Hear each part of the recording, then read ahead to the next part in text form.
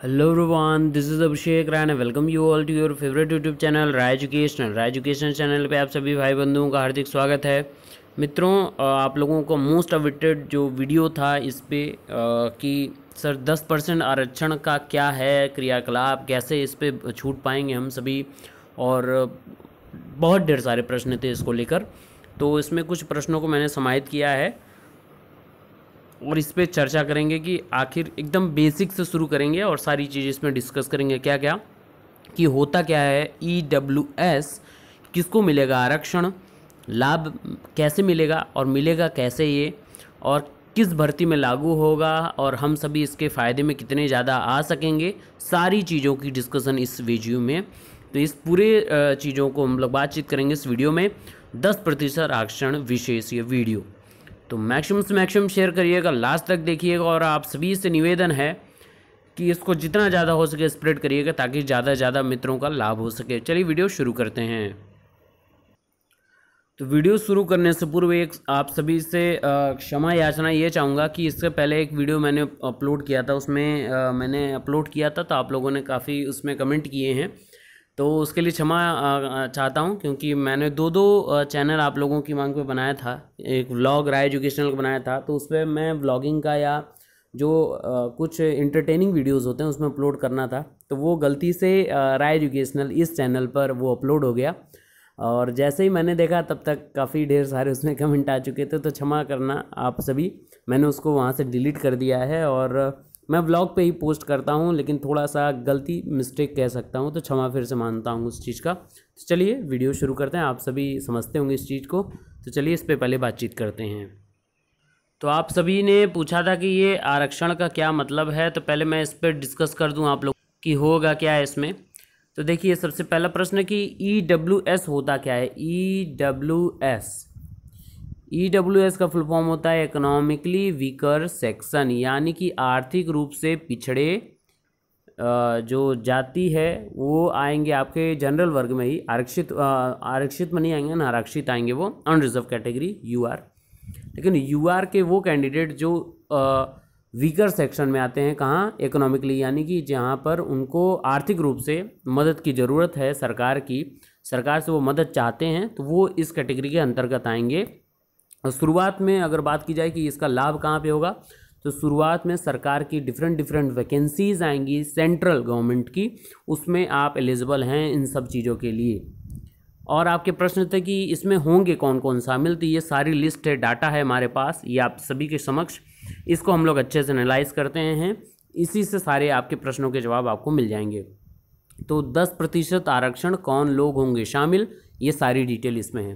तो ये होंगी मुख्य शर्तें। पहली शर्त इसमें यह है कि वे सभी वर्ग जो मौजूदा 50% आरक्षण के दायरे में शामिल नहीं हैं, यानी जो 50% के आरक्षण के दायरे में जो 50% पूरा आरक्षण आता है, UR को छोड़कर जो आरक्षण आता है आपका, चाहे SC ST OBC physically handy, मतलब जो भी पूरा आरक्षण की बात कर लूँ, तो उसमें जो 50% आरक्षण है उसमें अगर वो वर्ग नहीं आते हैं तो उनको शामिल किया गया है।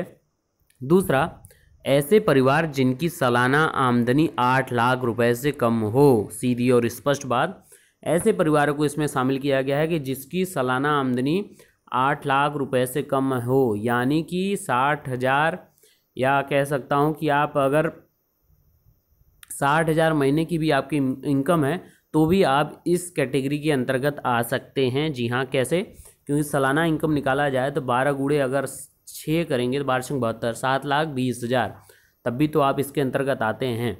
ठीक है, एक एग्जाम्पल था। तीसरा है ऐसे परिवार जिनके पास 5 हेक्टेयर से कम कृषि भूमि हो, यानी कि गांव में आपकी जो भूमि है किसानी के लिए, जहां पे आप अपनी फसलें उगाते हैं, वो 5 हेक्टेयर से कम हो, तो ऐसे वर्ग इस आरक्षण के अंतर्गत शामिल हो सकते हैं। चौथा है ग्रामीण क्षेत्रों के ऐसे परिवार जिनका घर 1000 वर्ग मीटर से कम हो, यानी कि 1000 वर्ग मीटर का कहने का मतलब है कि 10x10 का जो भी एरिया है आपका, वो उससे कम अगर आपका गांव आंचल में आपका गांव में आपका घर है, उसका इतना एरिया 1000 वर्ग मीटर से कम आता है, तो आप इस रिजर्वेशन के कैटेगरी के अंतर्गत आएंगे, 10% का आरक्षण जो है आपको उसका लाभ मिलेगा।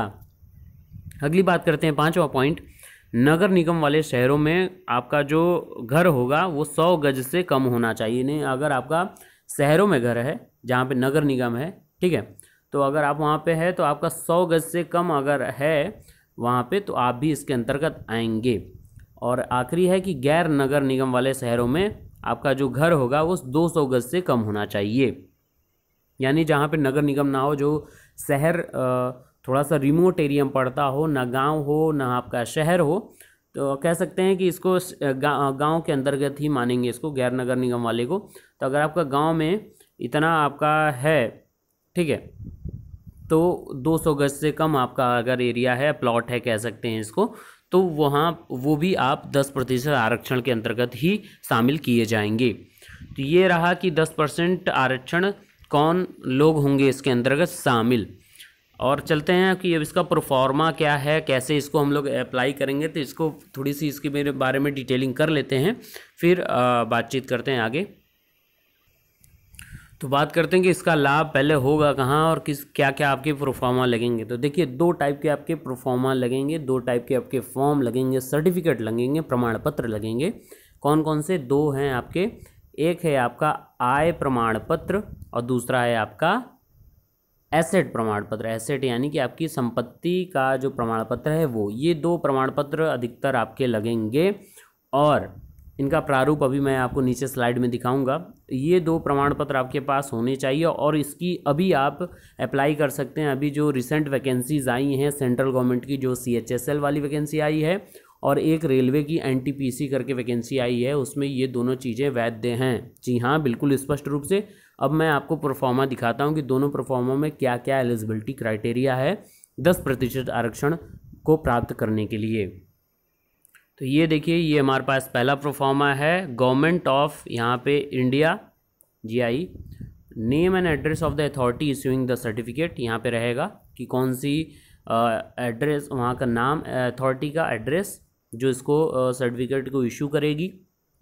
इसके बाद इसमें क्या है, income and asset certificate to be produced by economically weaker section, EWS जो होंगे, इकोनॉमिक वीकर सेक्शंस के जो वर्ग वाले अभ्यर्थी होंगे, व्यक्ति होंगे, वो उनको ऐसा सर्टिफिकेट कुछ बनवाना पड़ेगा। कैसा सर्टिफिकेट? नंबर आपका यहाँ पे रहेगा, डेट ऑफ इशू। यही 2 चीज़ अगर एग्जामिनेशंस फॉर्म, चाहे आप NTPC का देख लें, नॉन टेक्निकल पोस्ट जो आई है आपकी रेलवेज़ में, या आप अगर देख सकते हैं CHSL में, तो इनके लिए अलग से पोस्ट निकाली गई। लगता है NTPC में 3000 कुछ पदें निकाली गई हैं आपके 10% आरक्षण के लिए।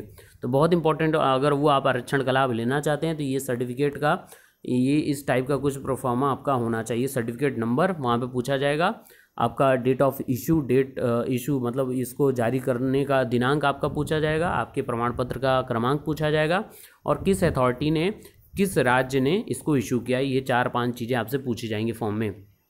तो कैसे करना है, अब वैलिड कौन से साल के लिए, ये भी आपको साल डालना होगा। तो यहाँ पे सर्टिफाइड आपका नाम रहेगा, किसके आप संलग्न में, मैंने सन किसके हैं, यहाँ पे उसका नाम, उनका नाम आएगा, कहाँ का परमानेंट एड्रेस है, विलेज, स्ट्रीट, जो भी पोस्ट ऑफिस, ये सारी चीज़ें हैं। और फाइनेंशियल ईयर में कितने, 8 लाख से कम है तो कितना आपका आता है, ये सारी चीज़ें आपको लिखनी है।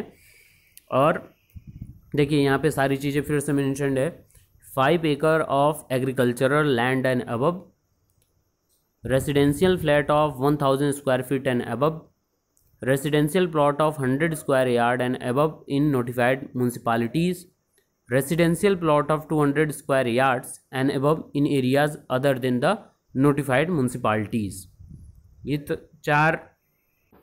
और यहाँ पे नीचे आप देखेंगे तो क्लियरली मेंशन्ड है, यहाँ पे देखिए कि श्री, श्रीमती या कुमारी जो भी होंगे, यहाँ पे नाम है। इसके बाद की लाइन इंपॉर्टेंट है, belong to the caste which is not recognized as schedule caste, schedule tribe and other backward classes central list.